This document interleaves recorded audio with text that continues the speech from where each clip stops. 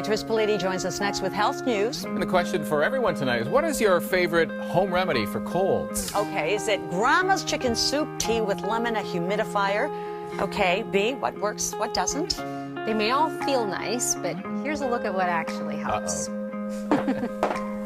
Echinacea can be hard to keep in stock this time of year. Echinacea is actually an immune stimulant. It helps all of the really good antimicrobial properties in there so that your immune system is boosted and it can fight off the virus or bacteria, whatever it is that you're dealing with. It's just one of a range of naturopathic preventatives and remedies for colds.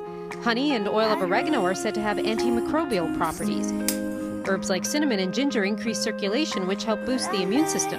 Then there's garlic. Garlic on its own has been shown to be really great for immune system. So you can even chop some of that up and put it in your tea when you're having your warming teas, 2 to 3 times a day. Having that raw garlic can definitely help boost your immune system. What actually works depends on who you talk to. Orange juice, I guess. Vitamin C. Cold effects. Chicken soup always works very, very well. When I feel something coming on, I take echinacea for sure. Or oil of oregano is good too. Medical doctors may say the evidence on things like echinacea and golden seal is anecdotal, but do agree nasal rinses will shorten the length of a cold, and that zinc helps too. The zinc actually binds to the viral particles, and so it helps prevent replication. So you won't get as many viral particles causing the multiple symptoms. And what about that old favorite, chicken soup? Some studies have shown it has anti-inflammatory properties, but some say the jury is still out on that one.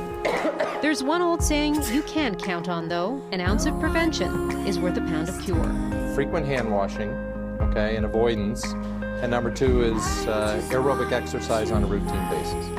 So if you do those 2 things and get your flu shot, you're going to reduce your likelihood of ever getting those problems by 80 or 90%.